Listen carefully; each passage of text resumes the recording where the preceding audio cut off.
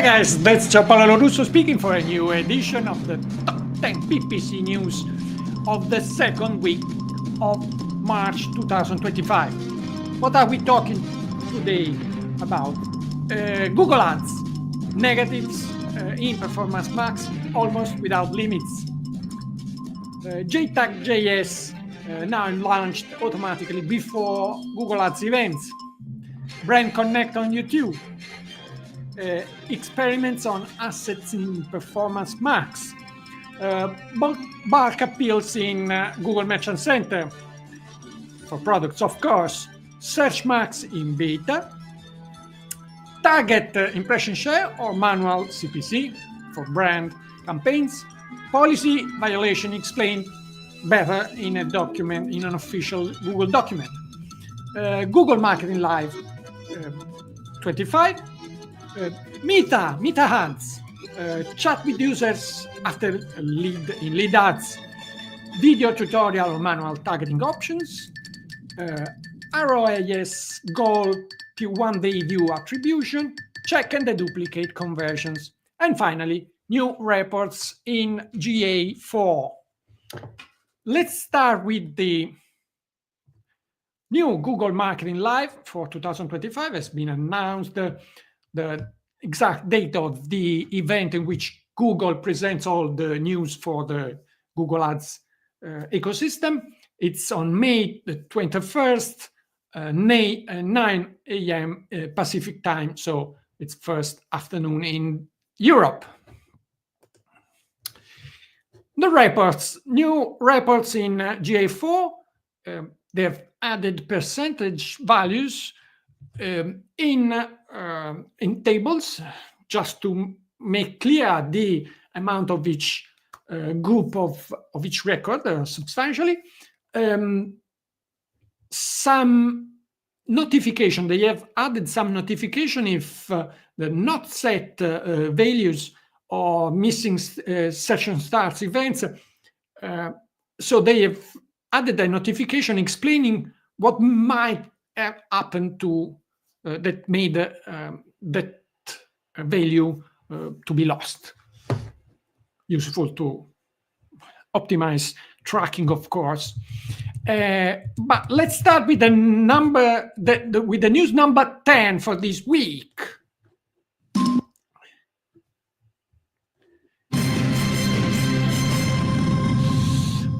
It's, as said, a sort of recap of how Google manage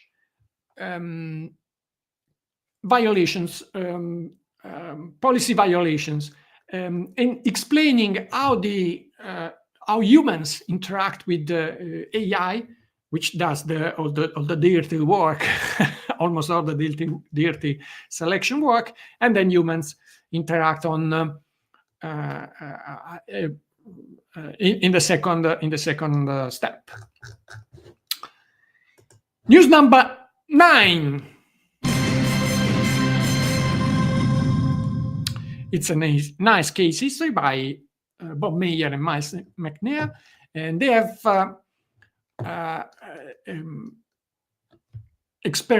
tested two different approaches to a brand protection campaign. One on target impression share target, and one with manual CPC, finding that manual CPC is much more effective in terms of conversions. And I can confirm completely what they found. Usually in brand protection campaigns, manual CPC and enhanced CPC until they will let use it. It should be sunset yesterday.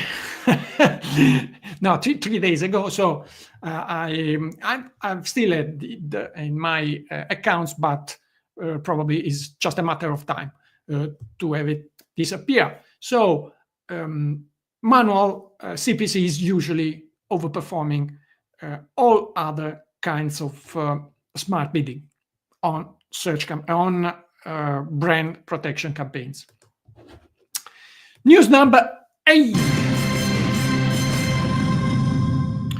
John Loomer on johnloomer.com, is explaining how to troubleshoot duplication in conversion numbers in meta ads. So he explains where they come from, how to check for them, and how to fix the duplication with all, as you can see, all steps to do it. News number 7.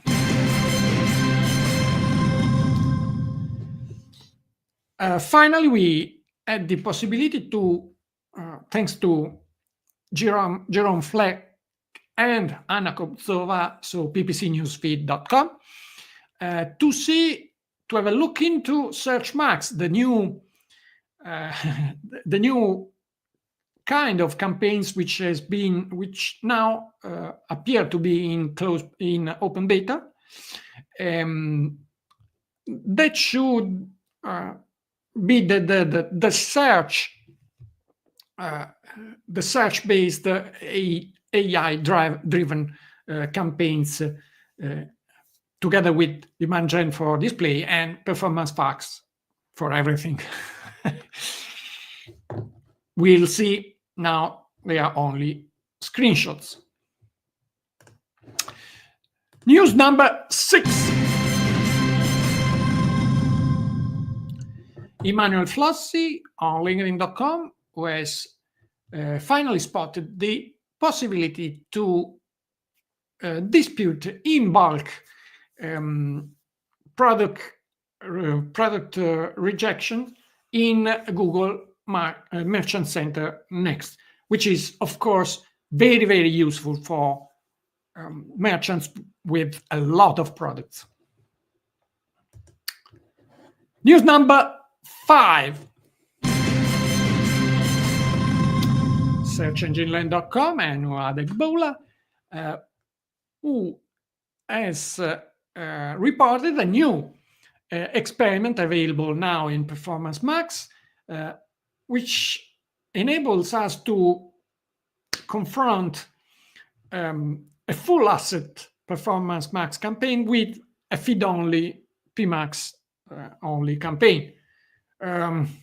In general, the limitation in these experiments are given by the fact that Google only wants us to test what they want us to do, and not what would be needed to test. So you will only find tests on broadening and opening budget substantially for Performance Max, but not tests in different kind of campaigns, because they're not in the interest of Google, actually. So that's the main limitation. But anyway, any more test is welcome. News number 4.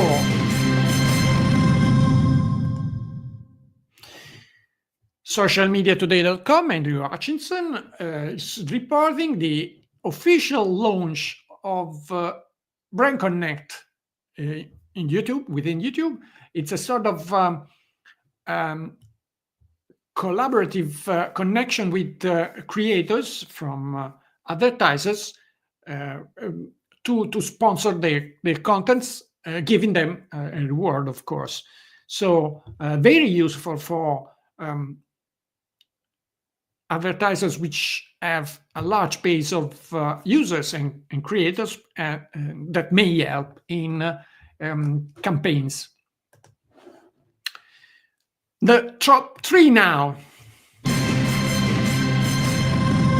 The third most interesting news in this week are actually 3. 3 posts by Brian Van der Allen on LinkedIn.com.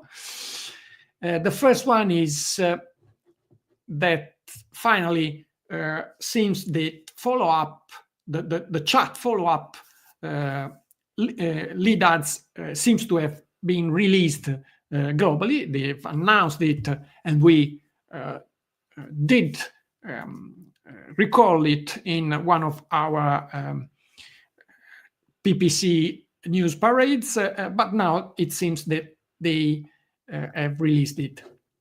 The second post is a video tutorial on how to switch from Advantage Plus in the new Advantage Plus user interface back to manual campaigns, manual settings, so that you can use the best of both options.